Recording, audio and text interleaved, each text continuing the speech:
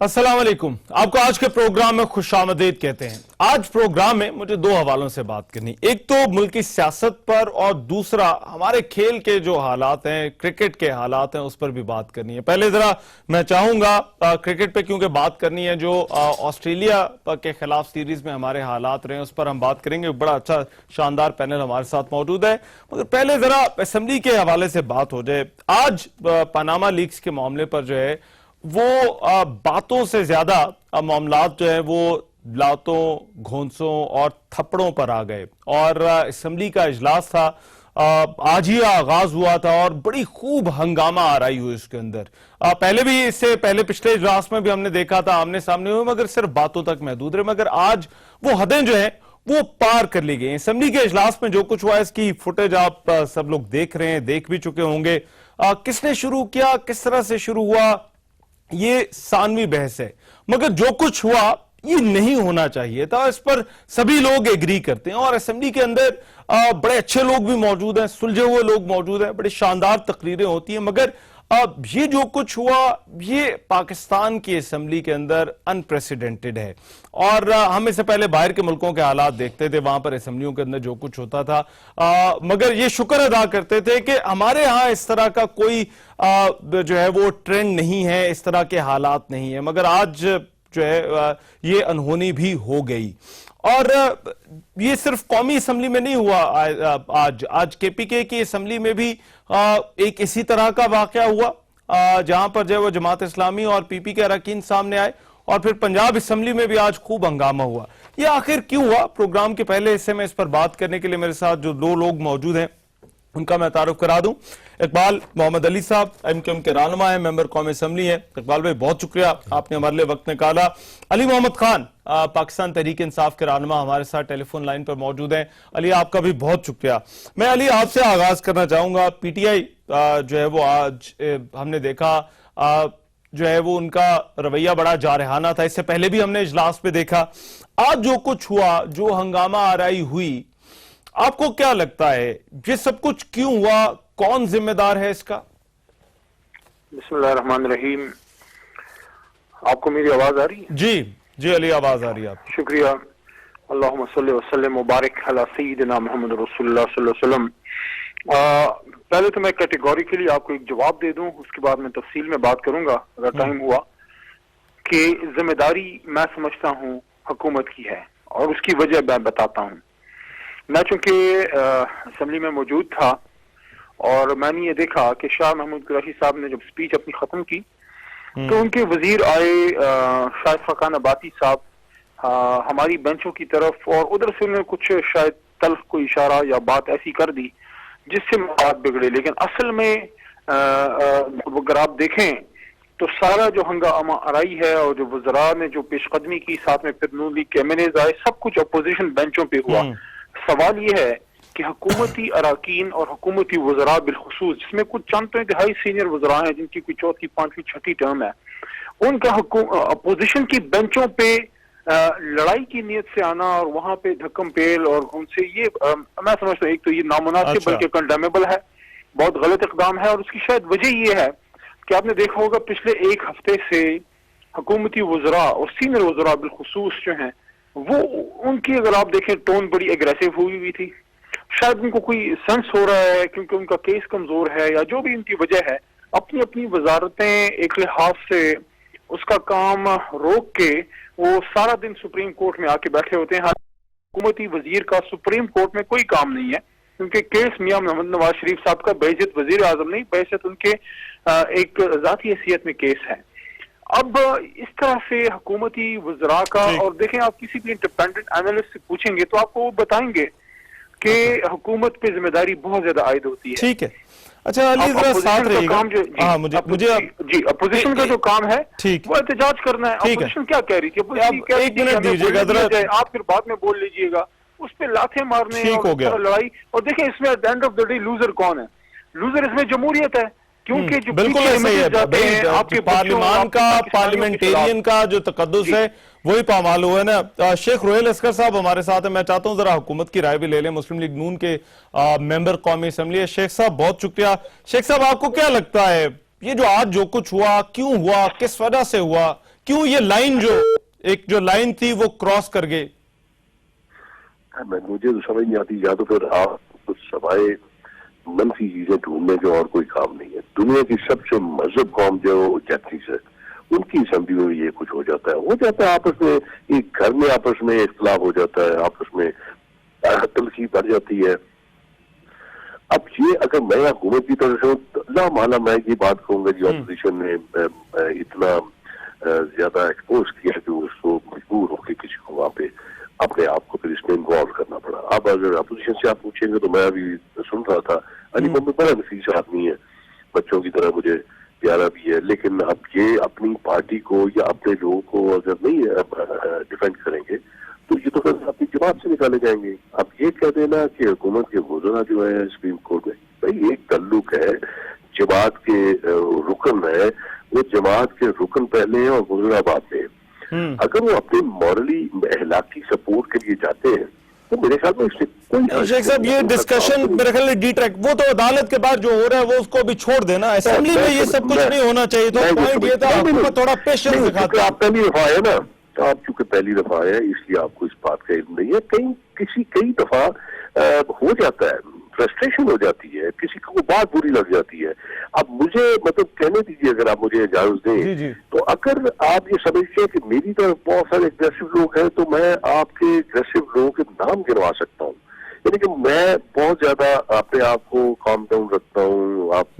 मैं अपनी कोई जज्बात का इजहार नहीं करता, लेकिन उसके बावजूद मैं देखता हूँ बहुत सारे लोग हैं जो फ्रस्ट्रेशन का शिकार होते हैं और आपकी तरफ से वो गूंजे और मुक्के दिखाने की कोशिश करते हैं। तो ये मेरे ख्याल में दोनों की तरफ है, एक बात।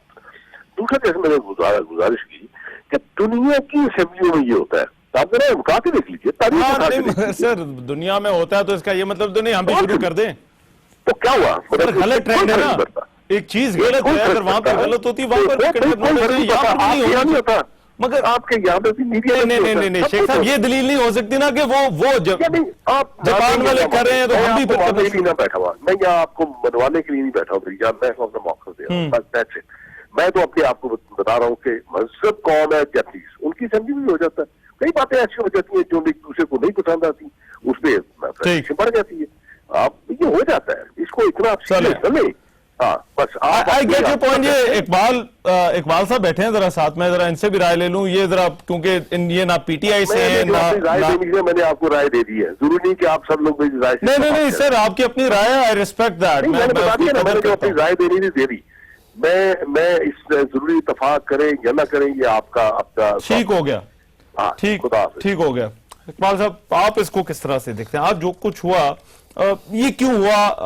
आप क्योंकि दोनों तरफ से नहीं है, वो पीटीआई वाले कहते हैं हुकूमत ने किया, शेख साहब ने कहा हो जाता है इस तरह से, कोई बड़ी बात नहीं। मैं ये समझता हूँ आज जो वाकया असेंबली के अंदर हुआ ये नहीं होना चाहिए था, क्योंकि जो बिजनेस एडवाइजरी कमेटी की मीटिंग थी मैं उसमें था मौजूद, तो उसके अंदर ये तय हुआ था कि जो इनका प्रिविलेज मोशन आया उसके ऊपर उन्होंने कहा कि इसको हम बोलेंगे पॉइंट ऑफ ऑर्डर पे, अपोजिशन का जो अपोजिशन का था, पॉइंट ऑफ ऑर्डर पे आपको दो लोग बोल रहे, एक इधर से बोल रहे हुकूमत की तरफ से एक दो लोग, तो ये मगर उसके बाद ये होने के बाद एक स्मूथली सेशन चल रहा था।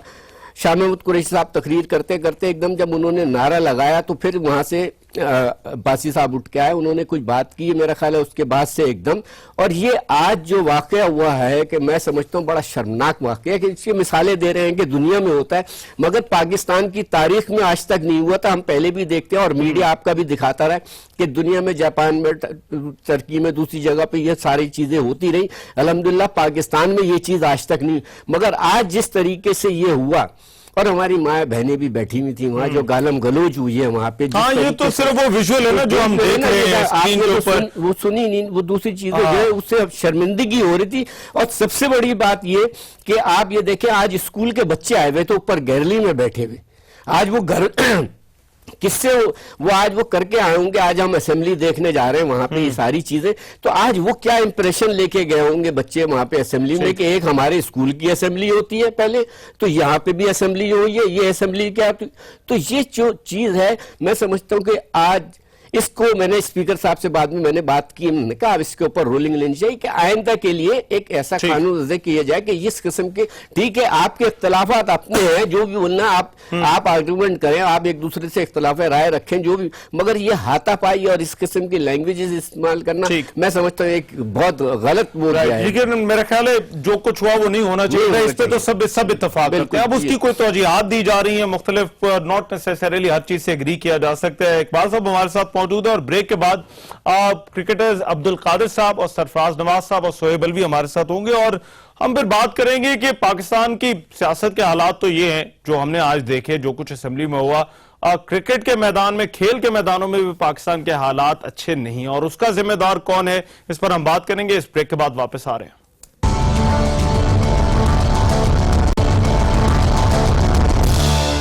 ब्रेक के बाद प्रोग्राम में एक मरतबा फिर से खुशामदीद। आज ऑस्ट्रेलिया ने पाकिस्तान को 57 रन से शिकस्त देकर टेस्ट सीरीज के बाद वनडे सीरीज भी 4-1 से अपने नाम कर ली और ये कैंगरूज के हाथों जो शिकस्त है उसके बाद हमारी जो रेटिंग्स है वो तो बहुत ही नीचे ही है, मगर ये एक बड़ी कंसिस्टेंसी के साथ हमारी टीम के ये हालात है। ये आखिर क्यों हालात है, इस पर बात करने के लिए हमारे साथ जो लोग मौजूद हैं उनका मैं पहले तारुफ करा चुका हूं। सरफराज नवाज साहब, अब्दुल कादिर साहब, सोहेब अलवी साहब और इकबाल मोहम्मद अली साहब हमारे साथ मौजूद हैं।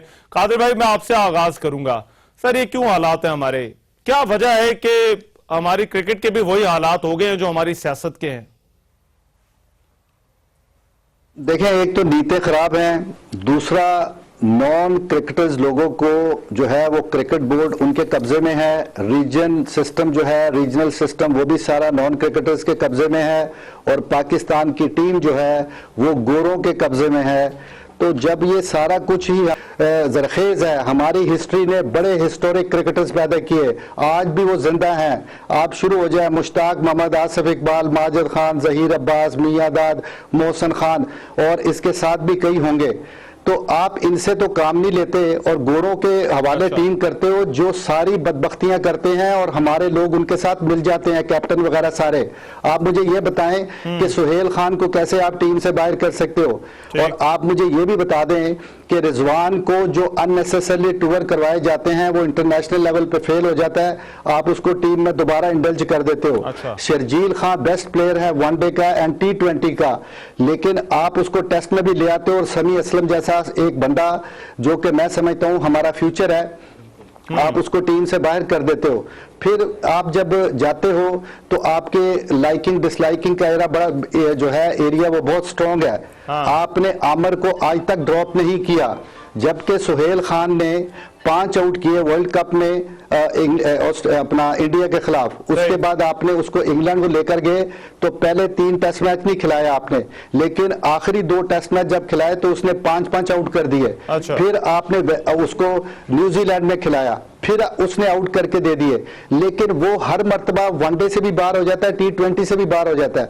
लेकिन आमर जो है वो कंसिस्टेंटली हर फॉर्मेट के ऊपर वो खेलता है। आपको ये लग रहा है कि ये मनमानियां हो रही हैं और ये जो मनमानियां हैं ये गोरे करें? मैं सरफराज नवाज साहब आपकी राय इस पर चाहता हूं। सर, आपको क्या लगता है, कप्तान जिम्मेदार है, खिलाड़ी जिम्मेदार है, बोर्ड है, या बोर्ड से भी ऊपर जो लोग हैं वो इसके जिम्मेदार हैं? देखें रहमान भाई, सबसे पहले तो मैं ये कहूंगा कि मिकी आर्थर ने जो जितनी अपना बकवास करनी थी टीम के खिलाफ, बॉलरों के खिलाफ, फील्डिंग के ऊपर और उसके बाद बैटिंग के ऊपर, वो तो पूरी कौम ने सुना है। उसके बाद आप देखें कि बजाय कि अपने ऊपर एक्सेप्ट करने के कि उसमें कमी है। अब आपको मैं इसकी हिस्ट्री बताता हूं कि पाकिस्तान ने इसको जो सिलेक्ट किया है, ये ऑस्ट्रेलिया का जब कोच था, ऑस्ट्रेलियन टीम ने इससे अपना ऑस्ट्रेलियन बोर्ड को जाके कहा कि he is a useless coach, इसको निकालें, and he was thrown out. उसके बाद साउथ अफ्रीका जब ये कोच बन के गया, वहां टीम बुरी तरह हारी, वहां से निकाला गया। अब आप देखें कराची किंग्स का ये कोच था, इतनी जबरदस्त कराची किंग्स की टीम थी कि उनको सारे मैच जीतने चाहिए थे, 6 मैच लगातार हारे। अब ये मैं पूछता हूं कि कहां का कोच है? ये तो बिल्कुल नाअहल आदमी है। इसने 3 गोरे अपने साथ जो ऑस्ट्रेलिया से और जिम्बाब्वे से साथ रखे हुए हैं ताकि इनकी बातों पे पर्दा चले। अब आप देखें, जब फ्लावर को पूछा गया कि पाकिस्तान की बैटिंग फ्लॉप हुई है और निकालने लगे थे, उसने एक बोर्ड के हक में बयान दिया, बोर्ड ने उसको रख लिया। उसके बाद नजम सेठी PSL के ऊपर लगा हुआ है, इसको शर्म करनी चाहिए कि पाकिस्तान टीम के ऊपर ध्यान दे। अब PSL पिछले साल हुई है, मुझे एक प्लेयर नजम सेठी बताए जो इंटरनेशनल पाकिस्तान टीम में रेगुलर टीम का मेंबर बनाओ। तो ये सारा पैसा लूटना, जुआ ग्रुप को प्रमोट करना और ये सारी चीजें जो है, मैं ये कहता हूं कि मियां नवाज शरीफ साहब को एक पैनल बनाना चाहिए और उस पैनल में टॉप क्रिकेटर बुलाएं, इनकी हकीकत सामने लाएं। अच्छा, मतलब और ताकि ये जो सारा आप कह रहे हैं कि मेन काम जो है वो बोर्ड का है। अच्छा, मैं वेरी क्विकली आपकी राय इस पर चाहता हूँ। ये जो कुछ हो रहा है, जो हमारे हालात हैं, क्या वाकई सिर्फ बोर्ड ही जो है वो इसका जिम्मेदार है? जो चलाने वाले हैं, प्लेयर्स की, कप्तान की, इनकी कोई जिम्मेदारी नहीं है? बिल्कुल, देखिए सबसे पहले कप्तान से शुरू होता है। जब इमरान खान, जावेद मियांदाद कप्तानी करते थे और ये अब्दुल कादिर और सरफराज उनके साथ खेलते थे, चाहे मुश्ताक मोहम्मद हो, आसिफ इकबाल हो, Pakistan was one of the top teams और कोई कोच नहीं होता था। नाम का इंतखाब अलम होता था, बट ही वाज मोर और less a trainer. It was always Miandad और इमरान जो स्ट्रेटजी डिवाइस करते थे और जो ग्राउंड पे लड़वाते थे। वो पहली बात है कि बिल्कुल सरफराज और कादिर के बिल्कुल सही कमेंट्स हैं, एब्सोल्यूट वही ऑब्जर्वेशन है जो मेरे थे, तो वो मैं रिपीट नहीं करना चाहूंगा। मैं आना चाहूंगा कप्तान के ऊपर। अगर आपकी कप्तान की जगह ही नहीं बनती टीम में और अगर आप उसको जबरदस्ती खिला रहे हैं इस वजह से कि वो अखलाक का अच्छा है, वो शहरियार खान के सामने के क्राइटेरिया पे पूरा उतरता है, उसको कांटा छुरी पकड़ना आता है, तो फिर तो आप कभी भी टीम नहीं बना सकेंगे। टीम हमेशा सबसे पहले कप्तान को देखती है और ऑस्ट्रेलियंस की ये हिस्ट्री है कि सबसे ज्यादा वो कप्तान को टारगेट करते हैं। अब आपने, वो बहुत अच्छा क्रिकेटर है टेस्ट मैच के लिए, जबरदस्ती वनडे का इसलिए बनाया हुआ है कि सरफराज अहमद ना कप्तान बन जाए। भाई आप ये बताएं कि Sarfaraz Ahmed is the best one day and best T20 player for you, लेकिन आप उसको कंसिस्टेंटली नहीं रख रहे हैं। अब जाके एक आ गई है। आपने ये खुतूत भी लिखे थे नजम सेठी के हवाले से, आपने PSL के भी हवाले से कहा, ये चलाने वालों ने क्या आंखें बंद की हुई हैं, जिन्होंने इन्हें लगा रखा है और जिनके हाथ में ये सारे मामला दे रखे हैं? देखिए, मैंने 2 लेटर लिखे PM साहब को, उसमें तमाम हकायक जो PSL कंपनी बनाने जा रहे हैं, ये PCB के कंपनी बनाने जा रहे हैं। पहले थोड़ा सा इसके ऊपर बात हो जाए कि जो अभी सरफराज भाई ने इन्होंने बात की है कि आप ये देखें रिजवान को, जो इन्होंने कही बात की रिजवान को, और दूसरी चीज ये अजहर महमूद को बॉलिंग कोच किस उसमें लगा दिया, ये समझ में नहीं आ रही। मगर मेरे ख्याल में मिकी आर्थर पर भी चाहूंगा। मिकी आर्थर को लाने का सर, अल्टीमेटली हर चीज तो जाती तो इन्हीं के पास है ना। मिकी आर्थर को भी तो इन्होंने ही रखा हुआ है ना कोच। इन्होंने, यही तो कहने की बात है कि फॉरेन कोच जरूरी है। मोहसिन कोच था, मोहसिन को जब मोहसिन हसन खान कोच थे तो उस वक्त आप देखें कि कितनी सही तरीके से उन्होंने को लेके चला, हर चीज को पूरी टीम एक कंबाइंड होके चली और परफॉर्मेंस भी उसमें एक आध सीरीज के अंदर थोड़ा सा वो हुआ। मगर उसके बाद से आज तक आप देख ली इन तमाम चीजों की, जो आज हमारी टीम 6 नंबर पे 1, 8वें 9 पे 1, 9वें नंबर पे आ गए हम, तो इसकी वजूहात बोर्ड है। अब आप बात करेंगे कि बोर्ड के क्यों, बोर्ड की बात यह कि जो पावर चेयरमैन के पावर है, जब चेयरमैन के पास पावर ही नहीं होंगे तो क्या सिर्फ जो तमाम पावर जो चीफ एग्जीक्यूटिव साहब हैं, जिसकी बात कर रहे थे अभी सरफराज भाई, कि आप ये देखें ना, नजम सेठी साहब के पास इस वक्त 5 पोस्टें हैं। नहीं, वो PSL जैसी चीज चला, मैं वही कह रहा हूं, का कोई फायदा नहीं है। PSL का मुझे बताएं कि अभी आपके सामने बात है, कितने लड़के IPL आपके सामने, कितना लड़का IPL का निकल के आया इस वक्त, जो आप इंडिया की IPL देख लें कि एक के बाद एक लड़के निकल के चले आ रहे हैं वहां पे।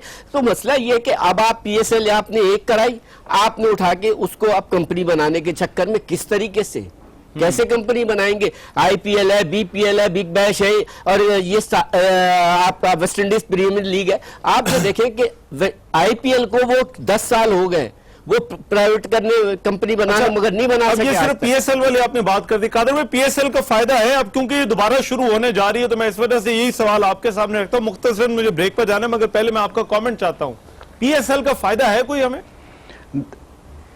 देखिए, PSL पहले भी हो चुकी है, मैंने पहले भी बोला था कि PSL का सिर्फ और सिर्फ फायदा जो है वो पैसा और चुदराहट, ये 2 चीजें यहां से मिल सकती हैं। इसमें अगर तो आप player एक नहीं मिल मिशन सकता, एम्बिशन और एक प्लान के तहत अगर इसको करते हैं पीएसएल को, तो आपको ऐसा करना चाहिए कि आपको ओपनर नहीं मिल रहे तो डोमेस्टिक में जो बेहतरीन ओपनर्स हैं उनको एक एक टीम में होना चाहिए था। ऑफ स्पिनर नहीं है, एक एक टीम में ऑफ स्पिनर होना चाहिए था। लेग स्पिनर की नहीं है, वो एक एक टीम में होना चाहिए था। इस तरीके के साथ एंड ऑफ द डे आपको टैलेंट मिल जाना था।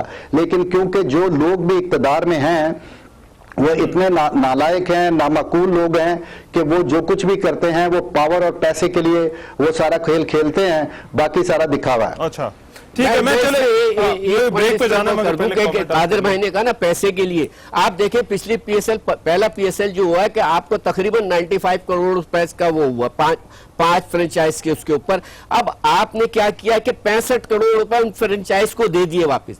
अब 4 करोड़ रुपए बीसीबी को प्रॉफिट हुआ है, जबकि ऑडिट अभी तक फ्रेंचाइज का भी नहीं हुआ है ना इनका है, क्योंकि मैंने आपके सामने पब्लिक अकाउंट कमेटी को फ्रेंचाइजेस को सपोर्ट भी तो करना है। चलिए इस पे सपोर्ट, अगर आप कंपनी बनाएंगे तो फिर आप इसके लिए सपोर्ट किस तरीके से होगी? या तो फिर आप कंपनी, क्योंकि बीसीबी के अंडर में होने चाहिए ये कि बीसीबी को जो प्रॉफिट हो रहा है वो 4 करोड़ रुपए के लिए सारी चीजें हो रही हैं। अगर यही चीज जो है आप लोकल उसके अंदर कर दिया जाए, मैं समझता हूं डोमेस्टिक के अंदर हो, आप एक एक प्लेयर को क्या 50,000 रुपए महीना, 1 लाख रुपए महीना मिलेगा, फ्रेंचाइज का जब फायदा होगा जाके आप पीएसएल के अंदर पीसीबी के अंडर में होंगे। अच्छा, अगर अलग बनाने का कोई फायदा नहीं। चलिए इस पर हम नहीं। वापस आते हैं, डिस्कशन जारी है कि सरफराज साहब की और शोएब अलवी साहब की भी राइट्स पर जानेंगे इस ब्रेक के बाद। ब्रेक के बाद प्रोग्राम में एक मरतबा फिर से खुशामदीद। पाकिस्तान क्रिकेट टीम की बुरी परफॉर्मेंस, ऑस्ट्रेलिया के हाथों शिकस्त, आखिर इसकी जिम्मेदारी कहां पर आयद होती है, इस पर बात हो रही है। सरफराज नवाज साहब, मैं ब्रेक पर जाने से पहले मैं देखें आप सब लोगों की जो बातें सुनकर समझाऊं, आप सब लोग आप बोर्ड पर जिम्मेदारी डाल रहे हैं, क्या खिलाड़ियों पे, खेलने वालों पर कोई जिम्मेदारी आयद नहीं होती सर? बिल्कुल होती है। यही ऊपर तो जिम्मेदारी। सॉरी, ओके जी जी जी, किससे बात कर रहे हैं? जी सरफराज नवाज साहब आपसे सर। देखें, खेलने वालों के ऊपर तो जिम्मेदारी जरूर है, लेकिन जो उनकी काबिलियत है उसके मुताबिक ही खेल पेश करना है ना। और उसके बाद उनकी फिजिकल देखें, फिटनेस, ट्रेनिंग, ये सारी चीजें देखें। आप देखें जब पाक फौज के आर्मी के लोगों ने एबटाबाद में इनकी कोचिंग की थी, फिजिकल ट्रेनिंग, फिटनेस, ये वो, उसके बाद आप देखें कितना निखार आया।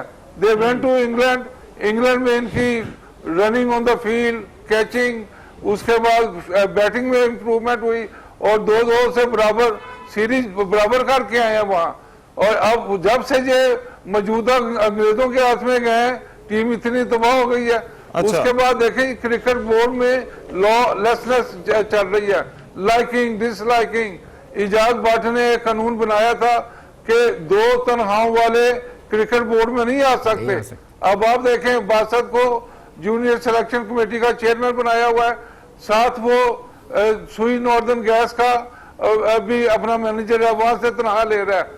उसके बाद रऊफ मिर्जा है, वो सेनेट में अपना सेनेट का मुलाजम है, गवर्नमेंट सर्वेंट, वो इस्लामाबाद का कोच, असिस्टेंट कोच है। तो ये सारी चीजें सामने आनी चाहिए। उसके अलावा आप देखें और पीएसएल का आप समझते हैं कोई फायदा नहीं है। मुझे पीएसएल पे क्योंकि पहले बात हुई, पहले प्रोग्राम में उधर तो मेरे ख्याल है कादिर साहब ने कहा कि जो मकासद है वो हासिल नहीं हो रहे। आपकी नजर में क्या कोई पीएसएल का फायदा है या जो मकासद है वो हासिल हो रहे?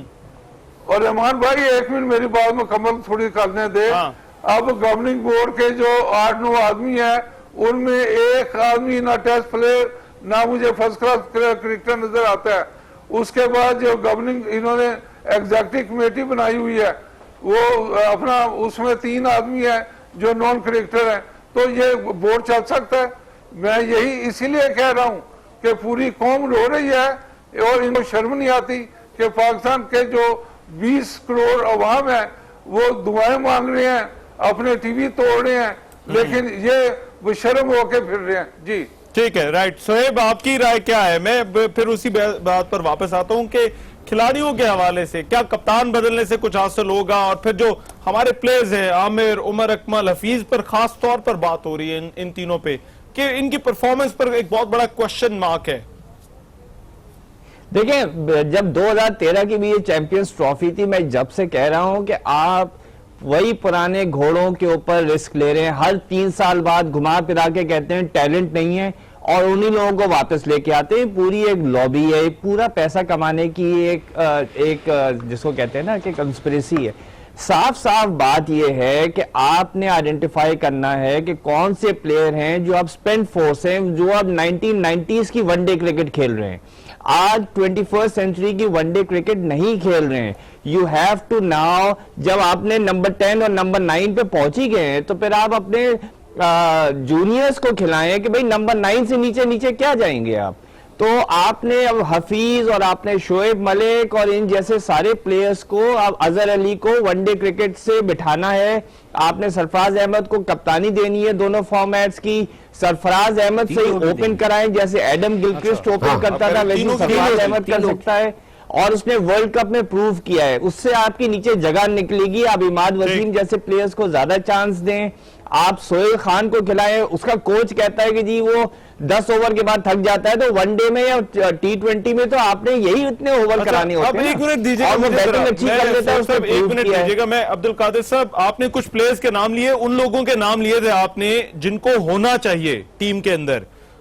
अभी जो टीम है, किसको नहीं होना चाहिए टीम के अंदर? और खासतौर पे मैं अब ये चाहता हूं जरा ऑस्ट्रेलिया वाली सीरीज में आपने जो परफॉर्मेंसेस देखी हैं। यार देखिए, ये जो बुजुर्ग है ना हमारे, इनको एक रिस्पेक्टेड एग्जिट दें।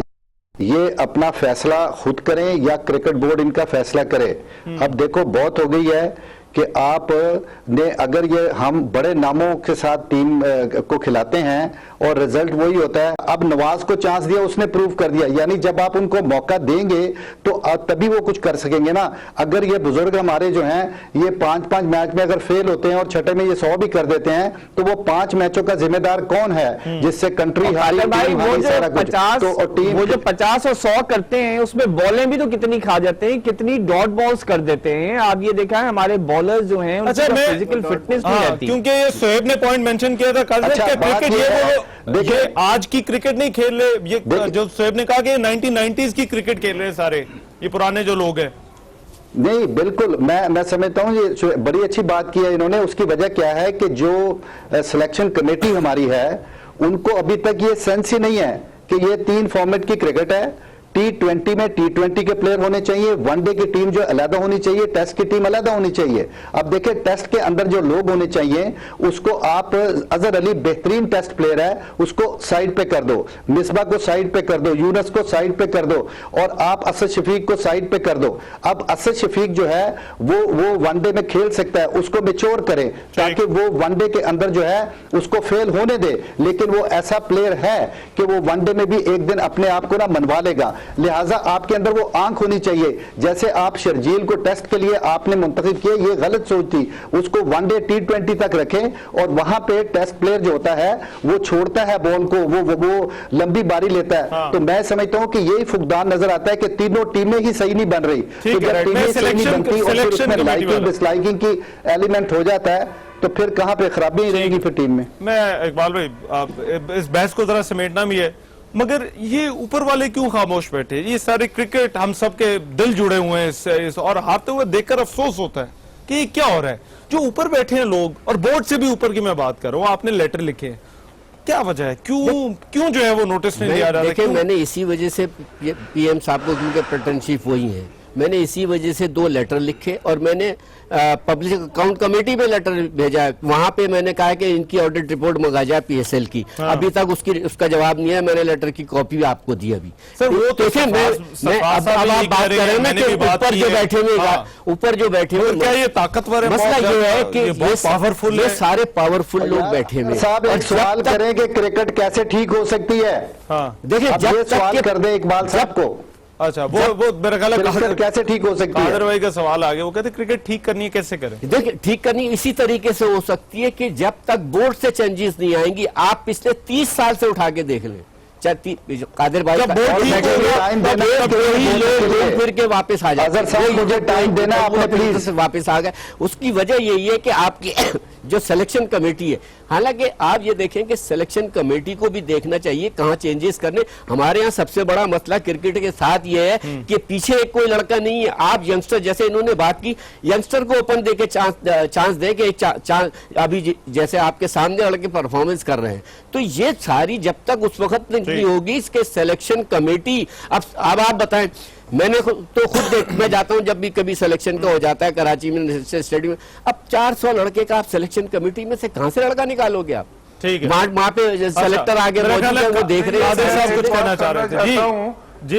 एक बार मोहम्मद अली साहब ने जो बात की है ना कि नए लड़के निकालें, अब मेरे ख्याल में अब ये करना चाहिए कि वेस्ट इंडीज के दौरे के ऊपर बिल्कुल को लेके जाना चाहिए। अच्छा। और उसको आप देखें कि वेस्ट इंडीज की टीम एक दफा 3-0 से बांग्लादेश से हारी थी, क्योंकि वेस्ट इंडीज की टीम को प्ले छोड़ गए थे, उन्होंने तमाम नौजवान दिए। ठीक है, अब हमें भी ये तो आपको लगता है नई टीम भिजवानी चाहिए? कादिर भाई, और फाइनल कमेंट जी, आप कहना चाह रहे थे। मैं जी, मुझे थोड़ा सा टाइम दे दे प्लीज। देखिए, अगर आपने पाकिस्तान की क्रिकेट को ठीक करना है ना, तो इसके साथ ये एक तो मजाक करना छोड़ दें। नॉन क्रिकेटर लोग जो जिन्होंने कब्जा किया पाकिस्तान क्रिकेट बोर्ड पे, उनसे जान छुड़ाई जाए, वहां क्रिकेटर लगाए जाएं। और देखिए, 4 पावर्स हैं पाकिस्तान क्रिकेट बोर्ड में। एक है चेयरमैन क्रिकेट बोर्ड, एक है सीईओ, एक है गवर्निंग बोर्ड और एक है रीजनल के प्रेसिडेंट्स। ये चारों जो हैं आप क्रिकेटर्स के हवाले करें। देखिए भाई, बात यह है कि कभी फौज के ऊपर अगर आप सिविलियंस को लगा दे तो फौज तरक्की नहीं कर सकती। अगर आप बैंकिंग के ऊपर, किसी बैंक के ऊपर नॉन बैंकर लगा दे तो बैंक तरक्की नहीं कर सकता। डॉक्टरों के ऊपर अगर नॉन डॉक्टर्स लगा दे तो डॉक्टर तरक्की नहीं कर सकते। ये कैसी फिलॉसफी है इस मुल्क के अंदर कि आपने क्रिकेटर्स जो एक स्पेसिफिक अपना जॉब है और वहां पे आपके नॉन क्रिकेटर्स को फिक्स किया हुआ क्रिकेटरों के ऊपर, यानी कि इंक्लूयर बने तो वो हमारे बने। अगर कोई भी बात है तो वो आप कहते हो कि जी वो क्रिकेटरों से जी पूछ ले ये वो, लेकिन वहां पे नॉन क्रिकेटरों ने हर जगह कब्जा किया। तो चलो ऐसा कर लो कि यार नवाज शरीफ साहब, 4 पावर्स हैं, उनमें से 2 पावर तो कम से कम क्रिकेटर्स को दे दो। ठीक है, मेरे पास अब्दुल कादिर साहब, मेरे पास टाइम खत्म हो गया। ये बड़ा ख्याल है रहमान भाई, एक चीज कहना चाहूंगा। बहुत शुक्रिया इकबाल साहब, आपका भी बहुत शुक्रिया। सरफराज नवाज साहब, आप भी हमारे साथ मौजूद है, बहुत शुक्रिया। बहरहाल मेरा ख्याल है बात फिर वही बहस वहां पर ही आती है कि बोर्ड ठीक कर दें, तो मेरा ख्याल है उसमें क्रिकेटर्स ले आए तो फिर शायद टीम भी ठीक हो जाए। और मेरा ख्याल है शायद नहीं बल्कि उम्मीद है और यकीन है कि टीम भी ठीक हो जाएगी। आज के प्रोग्राम से इतना, मेजबान रहमान को इजाजत दीजिए। अल्लाह ने के बाद।